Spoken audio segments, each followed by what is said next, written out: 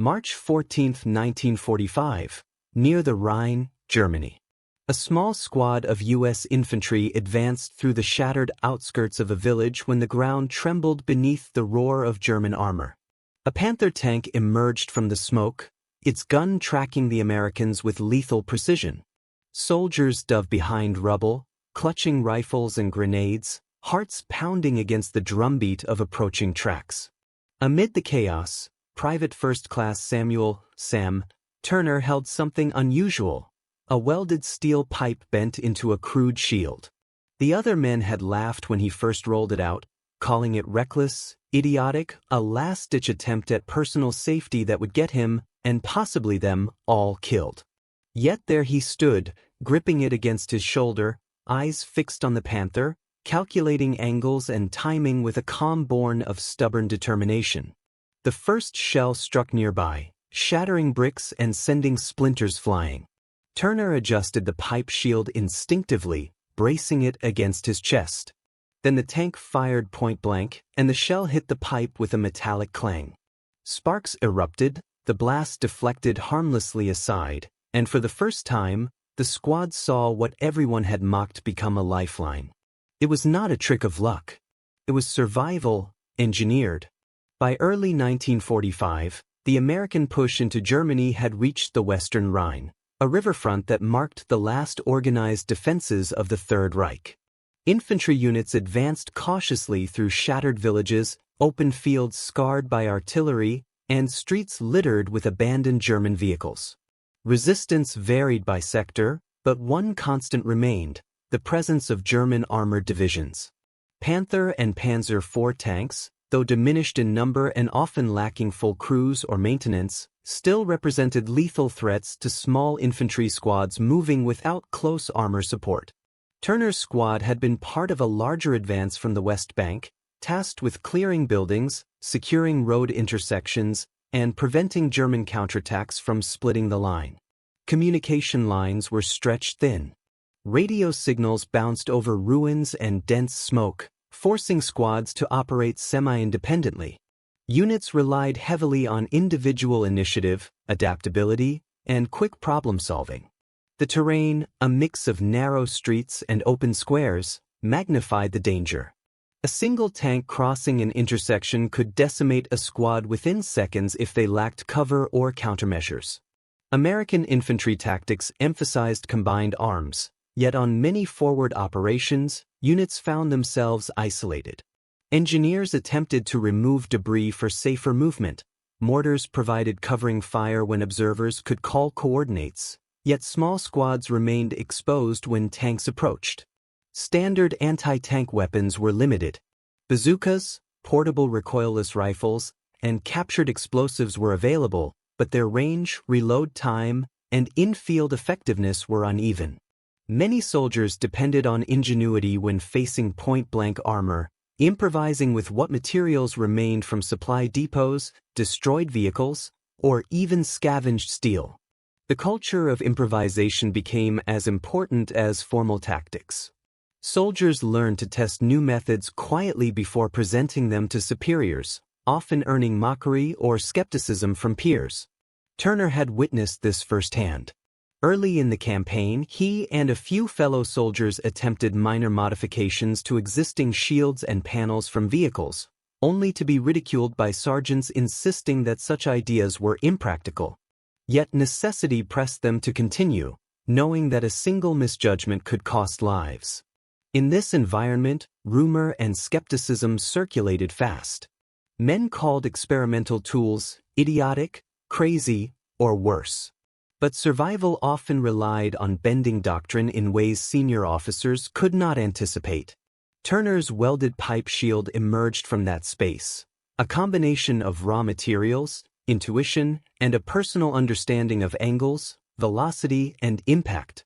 It was a small, crude device, yet in its design lay the principles of physics and field necessity: deflection, rigidity, and rapid deployment.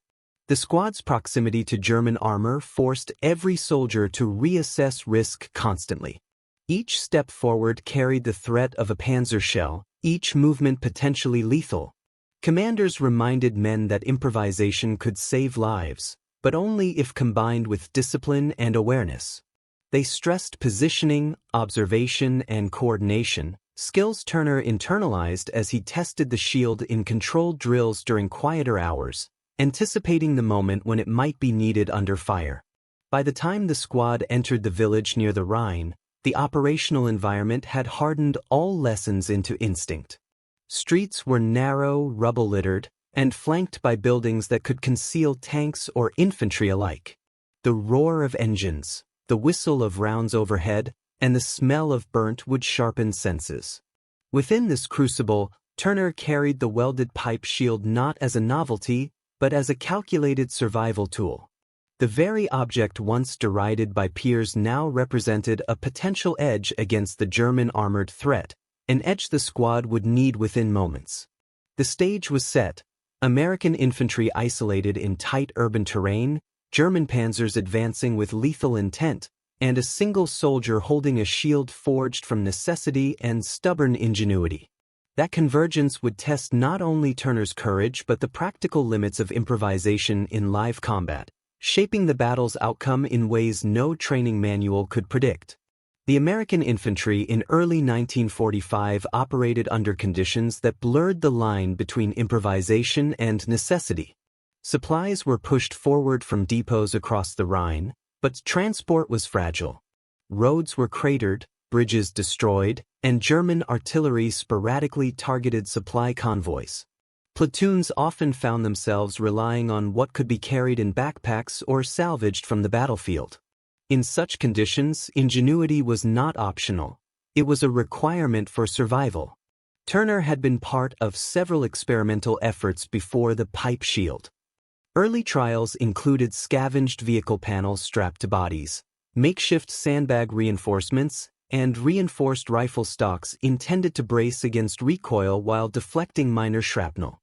Officers tolerated these attempts with caution, often shaking their heads at what they called field theatrics. Soldiers, too, were quick to mock, especially when tests produced sparks or minor injuries during trial runs. Yet each small failure informed the next iteration. Turner understood that ridicule was the cost of testing life-saving ideas under fire. Morale within the squad fluctuated between tension and grim determination. Days of crossing open streets under the shadow of German armor had instilled fear, but also reinforced trust among soldiers who depended on one another for survival. Engineers and artillery units offered indirect support, but on tight urban fronts, the squad was largely autonomous. In this vacuum, Turner's initiative became more than an eccentric experiment. It was a potential tactical advantage. Every plank of steel, every welded pipe, was evaluated for weight, balance, and the ability to deflect incoming fire at a critical angle. Commanders recognized the risk but also the opportunity. They encouraged soldiers to innovate quietly, knowing that a breakthrough, however unconventional, could save lives. A single effective improvised device, they understood, could give a squad enough time to disrupt German advances, slow armor, or allow reinforcements to arrive. Reports from other sectors included accounts of soldiers using scrap materials to shield themselves against small-caliber fire or grenades, but the concept of directly confronting a panzer with a handheld deflection device remained nearly untested. Turner's preparation for the Rhine engagement combined physics with intuition. He calculated angles of impact, thickness requirements, and the optimal shape to redirect force rather than absorb it completely. He trained with the shield in rehearsed drills, moving it in tandem with a protective stance, adjusting posture to maintain stability under simulated recoil. Every step of practice was grounded in real conditions: rubble, debris, and unpredictable terrain. Each iteration built confidence, not only in the shield, but in the soldiers who observed and supported him. The squad's skepticism mirrored that of other units. Some soldiers refused to believe a pipe could alter the outcome of a tank engagement. Others worried it would endanger Turner and, by extension, the entire squad. Yet necessity overrode doubt. When panzers threatened the village, hesitation was a luxury no one could afford. The shield was ready, tested, and carried into the first real encounter, its effectiveness dependent on timing, precision, and the courage to face a heavily armed enemy at point-blank range. By the morning of March 14th, the combination of terrain, armor, and improvised defense had created a crucible for innovation. American soldiers relied not only on training and firepower, but on individual ingenuity and the quiet discipline to execute under duress. Turner's welded pipe shield, once mocked as a foolish novelty, was poised to prove that resourcefulness could become a decisive factor on a battlefield dominated by German tanks. In that instant, survival depended on both technology and trust, the two intersecting in the hands of a single infantryman. The moment of testing drew near. Enemy armor moved forward, rubble limited maneuvering, and the squad held its breath.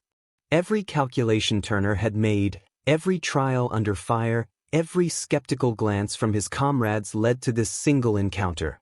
The scene was set for a test that would not only challenge physics but alter the perception of ingenuity in the heat of combat. Facing a Panther tank at point-blank range is an ordeal few infantrymen ever endure. Yet Private Turner accepted that risk with deliberate calm. The courage required was not in charging the vehicle or firing blindly. It lay in standing exposed with a device the squad had mocked. Every moment, he had to resist instinctive fear and trust in the physics he had calculated and practiced. Soldiers around him understood that even a small misjudgment could mean immediate death. Courage here was measured in seconds, milliseconds even, each one a conscious choice to hold the shield, brace for impact, and maintain composure. This type of bravery differs from the visible heroics of a charge or firefight. It is silent, unremarkable at first glance, yet it defines survival.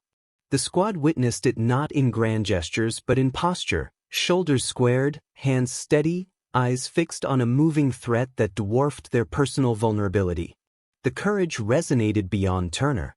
It inspired confidence in the squad, showing them that survival sometimes depended on individual initiative and steadfastness rather than waiting for orders or reinforcements. In the moment before the shell struck, courage was measured in discipline, trust, and the refusal to succumb to panic. The pipe shield was, in essence, a marriage of improvisation and practical engineering. Turner had welded standard steel pipes into a convex structure designed to deflect kinetic energy rather than absorb it fully. Every angle, every bend, was calculated to maximize the chance that a Panzer shell might glance off rather than penetrate. It was crude but effective, a combination of battlefield necessity and the application of real-world mechanics. Innovation in combat often faces skepticism. Turner's peers had mocked the shield, calling it reckless or foolish. Yet it was precisely that willingness to test unconventional solutions that allowed it to function under extreme conditions. The shield was not a standard issue, nor could it be replicated instantly by others, but it reflected a mindset essential to small unit survival, observing the environment, identifying available resources, and adapting existing materials into effective tools. In the crucible of urban fighting near the Rhine, such ingenuity was as valuable as rifle fire. Every experiment carries danger, but in this case, the risk was almost immediate and personal. Standing in front of a tank armed with a shield made of welded pipe placed Turner at the center of potential annihilation. If the shield failed, or if it was misaligned by even a fraction of a second, the shell would strike directly, likely killing or maiming him instantly. The squad depended on his timing, posture, and confidence. Any hesitation could have cascading consequences. Moreover, the improvised nature of the shield meant unknown variables existed. The steel thickness, weld strength, and angle might interact unpredictably with a live Panzer shell. Turner understood this. He had rehearsed with simulated weight and angle, yet the real encounter carried forces beyond any practice. Risk extended beyond personal injury. It threatened squad morale and cohesion. Yet in this high-stakes environment, the calculated risk became a necessary gambit. The shield, imperfect as it seemed, offered the only practical chance to survive an encounter that conventional weapons alone could not neutralize. The success of Turner's shield did not rely solely on personal ingenuity, it depended on the discipline of the squad around him. Soldiers maintained their positions, avoided unnecessary movements, and followed the unspoken rhythm of defense despite the looming threat of German armor.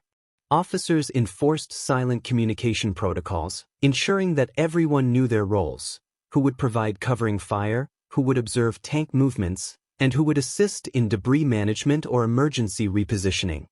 Discipline extended to behavior under immediate fire.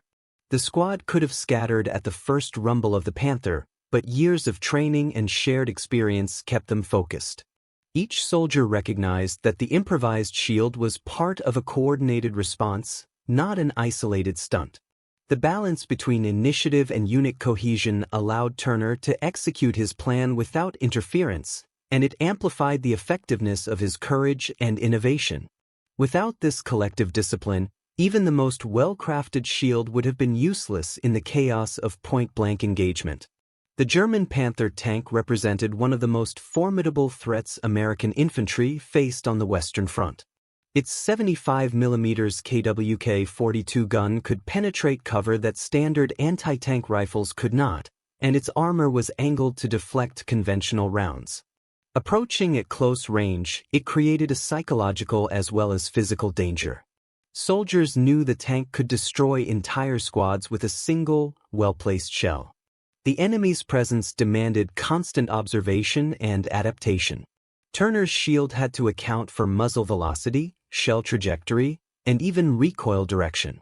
Understanding the Panther's firing behavior became as essential as knowing the terrain. Every step he took, every angle he adjusted, was informed by intimate knowledge of the adversary. The enemy's power forced improvisation, turning skepticism into necessity. The tank's mere existence elevated the shield from a novelty to a critical survival tool. While Turner's action was individual, it drew strength from the support around him. Soldiers cleared lines of fire, positioned sandbags for additional protection, and ensured that Turner had stable footing despite the debris-littered street. Officers communicated in terse, precise instructions, coordinating suppressive fire to distract the tank while Turner braced his shield. Support extended beyond physical assistance. Morale, observation, and trust were equally critical. Fellow soldiers believed in Turner's capability, choosing to follow his lead rather than abandon their positions. That belief transformed a single improvisation into a collective advantage. Even minor actions, handing a spare helmet, adjusting debris for cover, or providing encouragement, contributed to a situation where one man's ingenuity could successfully confront one of the war's deadliest weapons at point-blank range. March 14, 1945, late morning. The Panther's tracks ground against the broken cobblestones as it advanced toward Turner's squad. Smoke curled from damaged rooftops, and the acrid scent of gunpowder lingered in the narrow streets. The tank's 75mm gun swiveled, scanning for targets. Turner crouched behind a ruined wall, the welded pipe shield pressed against his shoulder, eyes fixed on the enemy with meticulous focus. The squad held positions on either side of the street, rifles raised, grenades at the ready. Soldiers whispered terse reminders of angles, timing, and movement, reinforcing the rhythm that Turner had practiced over days. Every step forward carried the weight of potential annihilation. The Panther's barrel pivoted toward their alley, the first round fired. It struck the rubble beside Turner with an explosive clang, sending fragments scattering like shards of glass.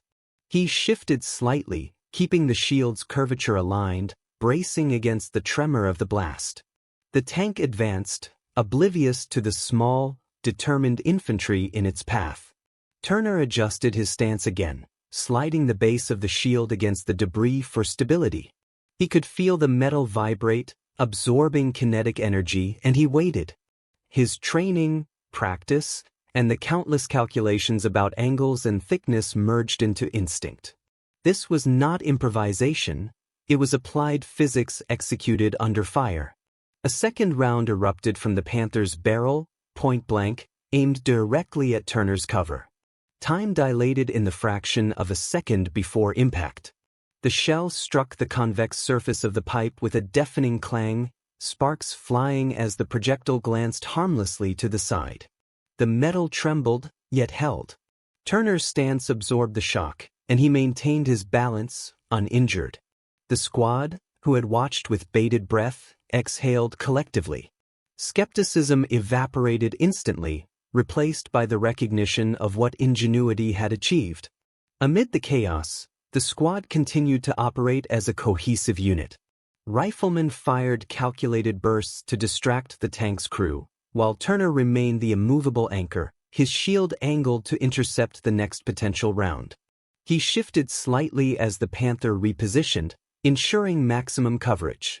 Each adjustment reflected training, discipline, and the hard-earned trust of his comrades. The enemy's observation post seemed unaware that their weapon had failed to eliminate the target. The tank's crew, trained to respect infantry threats at distance but not expecting deflection at point-blank range, continued to maneuver, seeking more vulnerable angles. Turner anticipated each move, bracing the shield with precise timing, deflecting debris and small shrapnel, maintaining the critical defensive line. The squad's officers maintained calm command, directing supporting fire and suppressive measures. They monitored ammunition and potential escape routes, ensuring that Turner's effort would not be isolated or rendered moot. The combined action of individual courage and squad discipline transformed the improvised shield into a functional extension of the unit's defensive capacity. Every second was measured, every movement consequential. Turner's awareness of the Panther's velocity, the tank's rotation, and the urban environment allowed him to maintain effectiveness even as the enemy fired intermittently. The shield absorbed impact, redistributed force, and provided a margin of survival previously unavailable to the squad. By late morning, the Panther's initial assault had been blunted.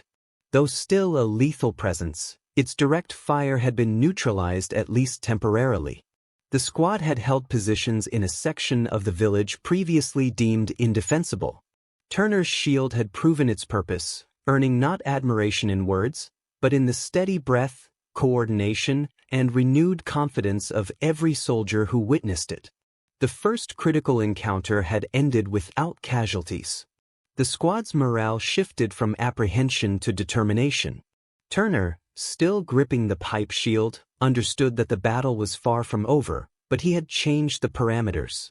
The Panther would have to account for more than conventional threats. The improvised ingenuity of an American soldier had altered the equation. That moment, precise, tense, and meticulously executed, set the stage for the next encounter, the point-blank engagement that would fully validate the shield's role and transform skepticism into undeniable respect. By early afternoon, the Panther had repositioned to the village's main street, maneuvering for a better line of sight. Turner's squad had regrouped behind partially destroyed walls and scattered debris, rifles trained, eyes scanning every shadow. Turner adjusted his welded pipe shield, testing its weight, balance, and alignment. Every movement was deliberate. The experience of the morning had confirmed what he already suspected. Timing and angle were everything. The tank's barrel swung toward them with terrifying precision. A shell fired, striking a wall near Turner and sending concrete splinters into the air. The squad ducked instinctively, but Turner remained fixed, the shield braced against the anticipated trajectory. He had calculated the likely point of impact, angling the convex steel to maximize deflection. Every heartbeat carried the weight of life and death. The Panther fired again, point blank. Time seemed to compress as the shell collided with Turner's shield.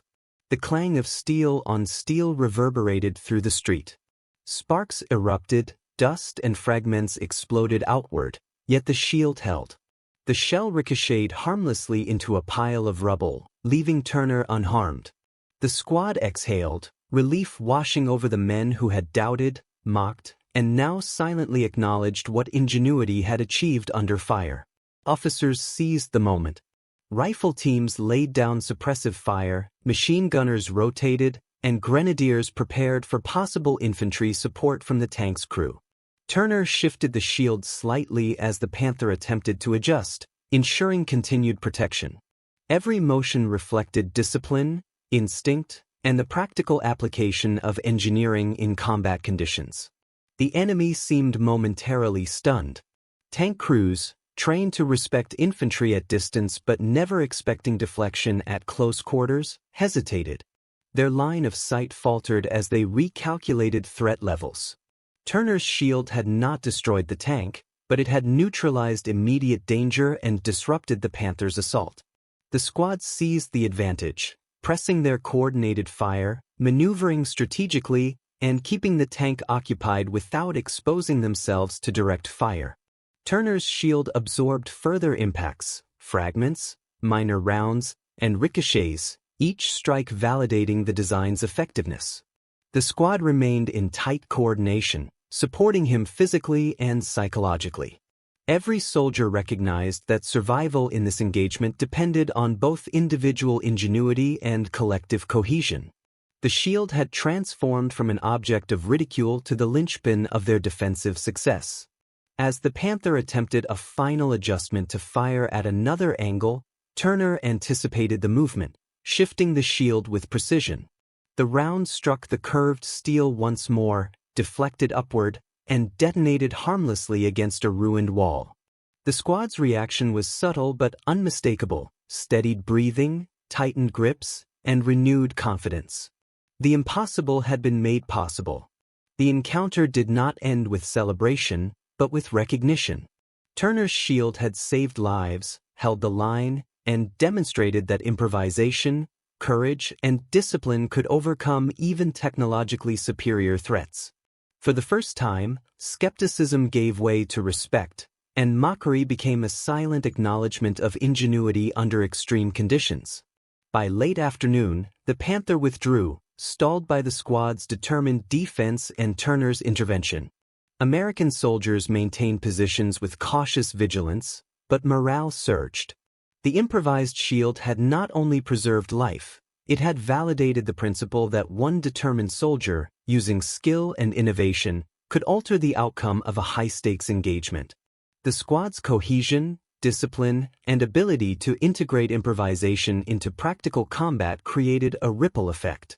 Turner's actions ensured that the village remained in American hands, preserved the battalion's operational integrity, and established a precedent for field ingenuity under duress. The success of the shield had immediate tactical impact, but its significance extended further. It became a lesson in the value of innovation, courage, and calculated risk in the face of overwhelming enemy power. With the Panther temporarily withdrawn, Turner's squad consolidated their positions in the village. Soldiers inspected each other for injuries, checked weapons, and resecured cover. What had begun as a tense engagement became a measured assessment of survival and endurance. Medics moved through the squad, confirming that no one had suffered casualties from direct hits, a remarkable outcome given the tank's proximity and firepower. Turner's welded pipe shield had absorbed multiple strikes that, without intervention, would have been fatal. The squad commander documented the event immediately, noting the unconventional use of improvised armor. Reports emphasized that Turner's initiative had prevented a potential massacre, allowing the squad to maintain its operational position. American Higher Command, reviewing battlefield logs, highlighted the incident not only as a demonstration of individual bravery but also as an example of resourcefulness under extreme conditions. The report stressed that ingenuity could compensate for temporary material disadvantages in small unit engagements. Supplies were reorganized, with engineers clearing debris to ensure mobility in the village streets. Rifles were reloaded, grenades redistributed, and defensive positions recalibrated for potential counterattacks. Even as these logistical measures unfolded, the squad's confidence shifted. Soldiers who had doubted the shield's effectiveness now moved with heightened awareness and trust, knowing that the combination of discipline, innovation, and tactical positioning had preserved their lives. Turner's colleagues treated him with quiet respect. There were no formal ceremonies on the spot, but gestures spoke volumes, assisting with the shield's repositioning, providing extra ammunition, and maintaining positions without complaint or hesitation. The squad recognized that survival had hinged on his preparation, timing, and calm execution under lethal threat. What had once been mocked as foolish was now acknowledged as essential. The broader battalions soon arrived to reinforce the squad's position. Officers from supporting companies gathered detailed accounts, noting every element of the encounter: the Panther's maneuvers, Turner's positioning, the shield's material and construction, and the squad's coordinated response. Medics recorded observations about the psychological impact as well, how the demonstration of survival inspired confidence and reduced panic under fire. The improvised shield had not only protected bodies but had stabilized morale, an intangible yet critical factor in sustained operations. Field engineers examined the shield briefly, evaluating its potential for replication in similar situations. While it was not practical for mass production, the principle was clear: small, mobile protective devices could enhance survivability when conventional anti-tank resources were unavailable or insufficient. Turner's design offered a real-world demonstration of physics applied under duress, bridging theory and practice in combat conditions. By evening, the squad settled into defensive rotations, aware that German armor could return but confident in their ability to respond. Turner kept the shield ready, adjusting its angle with mechanical precision, a silent sentinel against further threats. Soldiers patrolled streets, maintained observation posts, and coordinated movements, integrating the lessons of the afternoon into the ongoing defense strategy. In the days following the engagement, Turner's squad continued operations in the village and surrounding streets, now fortified by rubble, sandbags, and improvised barriers.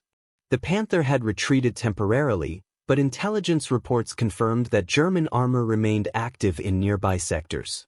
The squad's success had not eliminated the threat, yet it had preserved the battalion's forward positions, allowing American forces to maintain momentum in the campaign across the Western Rhine. Turner's welded pipe shield became a quiet legend among fellow soldiers. While officers emphasized standard anti-tank procedures in official briefings, veterans of the engagement shared the story of ingenuity and survival in hushed tones with new replacements. They described the point-blank deflection, the sparks flying from metal on metal, and the unshakable calm of a soldier who had stared down a Panther and lived. The tale spread rapidly, reinforcing morale and illustrating the value of improvisation under fire. Medical reports and field notes underscored the significance of the encounter. No soldiers had been wounded in direct engagement, and unit cohesion remained intact. The psychological effect was as tangible as the physical safety. Witnessing one man survive against overwhelming odds instilled confidence in others, validating disciplined coordination and adaptive thinking as force multipliers in urban combat. Officers examined the shield afterward, evaluating its potential for broader use. While mass production was impractical, the concept inspired discussions about portable protective devices and emergency measures when conventional anti-tank solutions were unavailable. Engineers and quartermasters took note, and minor modifications were trialed in isolated units, reflecting the broader lesson: necessity could drive innovation that, even in small ways, enhanced survivability. Turner himself remained humble. He resumed standard infantry duties, keeping the shield ready but never using it frivolously. Recognition came quietly, nods of respect, careful observation by officers, and the trust of his squad. He insisted that success was collective, emphasizing the importance of discipline, support, and coordination alongside personal initiative. The squad, in turn, internalized this lesson, understanding that survival depended on shared responsibility as much as individual courage. The village eventually stabilized, becoming a forward observation post and staging area for continued operations. Turner's action remained embedded in the unit's oral history, referenced in planning, training, and casual conversation alike. Soldiers who had doubted him firsthand now treated improvisation with serious consideration, acknowledging that rigid adherence to doctrine alone could be insufficient in unpredictable combat. The incident shaped the battalion's approach to urban engagements, particularly when facing armored threats without immediate heavy support. The combination of courage, innovation, calculated risk, discipline, and squad cohesion became a template for navigating similar challenges. It was not a story of grand strategy, but a demonstration of how small acts could influence survival, morale, and operational effectiveness. By the end of the week, the squad and supporting units had moved forward, integrating lessons learned from the Rhine village into subsequent operations. Turner's welded pipe shield had fulfilled its purpose, preserving life, stabilizing morale, and proving that improvisation under pressure could be as decisive as standard weaponry. The moment was quietly celebrated, not with medals or ceremonies, but with enduring respect and the knowledge that ingenuity could tip the balance between survival and disaster. The encounter in the village near the Rhine became a small yet enduring testament to the value of ingenuity under fire. Turner's welded pipe shield, initially dismissed as a reckless novelty, demonstrated that survival in war is often determined as much by resourcefulness and quick thinking as by firepower or numbers. What mattered was not the size of the weapon or the strength of the armor, but the understanding of angles, physics, and human composure in moments of extreme danger. In combat, innovation is rarely glamorous. It is quiet, tested in milliseconds, and often subject to skepticism or ridicule. Turner's shield exemplified the principle that necessity drives invention. His courage to stand exposed, the discipline of his squad, and the calculated risk he assumed combined to create an outcome that preserved lives and maintained operational integrity. It was a reminder that even in a theater dominated by mechanized death, small-scale ingenuity could meaningfully alter events. The psychological impact of the shield was as significant as its physical protection. Soldiers witnessed firsthand that human initiative, carefully applied, could counter overwhelming technological superiority. Confidence, morale, and trust within the squad were strengthened, illustrating a broader lesson of warfare. Success depends on the interplay of skill, courage, coordination, and adaptability. A single act, executed with precision and clarity, can ripple through a unit, shaping outcomes beyond the immediate moment. Ultimately, the pipe shield represented more than metal and welding. It symbolized the ingenuity and resilience of American soldiers confronting the most lethal tools of the enemy. It reminded the men that survival was possible even when odds seemed insurmountable and that human creativity could tip the balance in life-and-death situations. In the broader scope of the war, it was a minor episode, yet it encapsulated a universal truth. Victory is not determined solely by machines or strategy, but by the resourcefulness, courage, and determination of the individuals who wield them. Turner's quiet defiance against the Panther became a lesson etched in memory, a testament to how one soldier's resolve, guided by skill and ingenuity, could preserve life, inspire confidence, and exemplify the enduring human element at the heart of every battle.